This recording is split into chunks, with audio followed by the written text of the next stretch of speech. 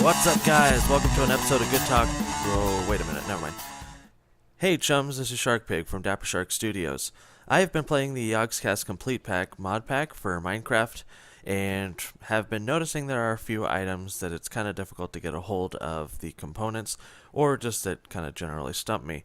So I thought that when I do figure out how to make these items, that I would share my knowledge with you, and just see if, help each other out. So one thing that I wanted to play around with, and I'm sure that anybody with a destructive fetish would be the Superbomb. The Superbomb is, well, it's a super bomb.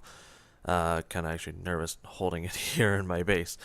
So if you wanted to build the Superbomb, you would take a look in your, not enough items. Mod is really nice for finding recipes. So you look up the recipe. And what do you have? Well, you have bombs and a power ore. Seen plenty of those, never picked up an ore. But so we'll start with the bombs. Bombs are pretty simple. All you need are 8 fire charges and a golden power source. Fire charge is simply blaze powder, gunpowder, and coal. That makes 3. And since we're going to need 8, so we'll go on ahead and just make 9. So we're going to, and toss those in there. And we have our fire charges. Now, as far as getting a golden power source, that is just simply smelting a force log. So for that, you will need a force sapling. What you do is you just take a force rod, which if you've dabbled a little bit in the Dartcraft mod pack, or mod, you'll definitely see that. That's pretty much one of the first things you get. And sapling, just I used an oak sapling, you get a force sapling. Pretty simple. If you're interested on how to make the force rod, you can pretty easily look it up. And then all you need is a force ingot and a stick. Force ingot, of course, you can turn into force nuggets. And all you need basically is any ingot plus a force gem for those. Alright, so back to the super bomb. Because now we have our golden power source and our fire charges. Let's go on ahead here, and we'll just go on ahead and craft our bombs here real quick. And boom. No pun intended. So the regular bombs have about roughly the same destructive force as dynamite, possibly a little bit less. But the super bomb is what we're after because, well, look at it. It looks awesome. So let's go on ahead here. Oops, sorry about that. And so for our super bomb, we're going to need these 8 bombs that we just crafted and a power ore. Power ore is kind of a pain to get a hold of because obviously when you mine a power ore, you just get the power gems. And if you try to use a silk touch pickaxe on it, it does not work. There are 1 or 2 ways of getting power ore, some of which involve modifying the config file. So that you can use a combiner, but as long as you have this mod pack installed, it's pretty easy if you have a digital miner. Now I'm going to go ahead and grab my digital miner. Let's not blow ourselves up, and boom. Alright, so we've got our digital miner. I went on ahead and I found some power ore and kind of hollowed out the area around it. Just want to place your miner right on top of that. No, I don't want to place 2.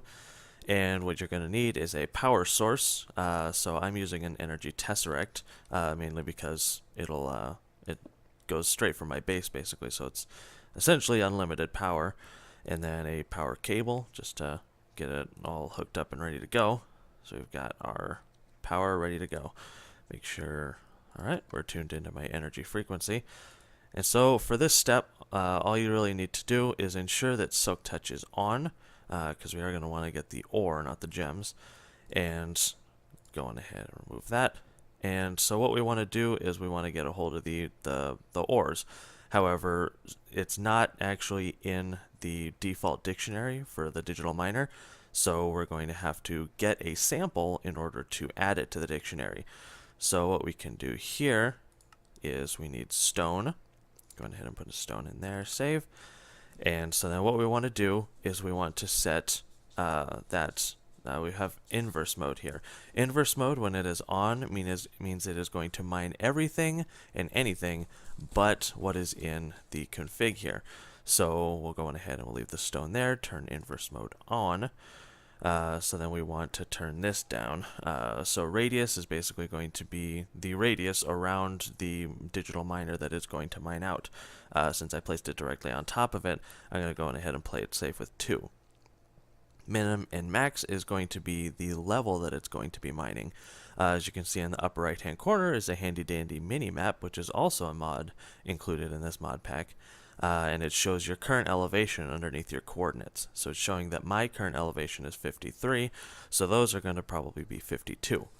I can never tell whether it's the level that you're standing on or your head level, but it's going to be in the 50s. So what I usually do is we'll start min 50, if I can type today, and max 60.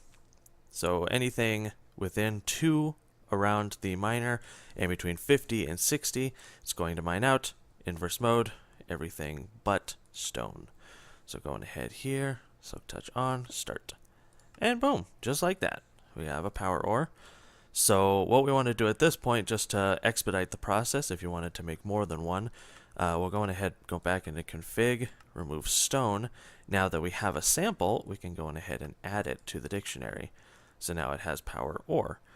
So let's go on ahead and max out these settings. I believe the max is 32 for that. We want to start at 0, 0 being bedrock. And then I believe the max is 255 for that. And we want to turn inverse mode off. That way, so now it's only going to mine what is in the dictionary, aka power ore. So go here, silk touch still on. Alright, I've already pretty much mined this area out for the most part, so it's going to find power ore aplenty. So one thing you can do to speed up the process is adding speed and energy upgrades to the digital miner, which this one here is actually fully upgraded. Keep in mind, of course, as you upgrade it, its power demand is gets much bigger. So going ahead and head back to base. Should only take a second here. Alright, so then now that we have our power ore, we'll take our bombs like so, and we have a super bomb. See, I didn't say boom that time. Now, one thing to note, they do have quite a long fuse, but I would not be anywhere near it when it goes off, because a part of this mod pack is the gravestones, as I'm sure you're aware, if you've been playing it.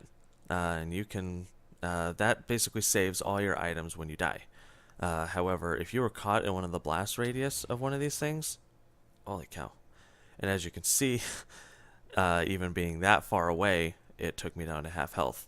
If you were hit by that, it would completely destroy your gravestone. So say bye-bye to anything that you have in your inventory, which I currently have several items, including a jetpack, which are a pain to make. And, alright. So, yeah. And go on ahead and make a bunch of those, and you can pretty much make holes wherever you want, which, as you can see, I've done that a few times. Thanks for watching my first ever video tutorial. Feel free to leave a comment below if you have any questions or, well, comments. And also if you have suggestions for any other videos that you would like to see. You can also check us out at our Facebook or www.dappersharkstudios.com. Have a good day, chums.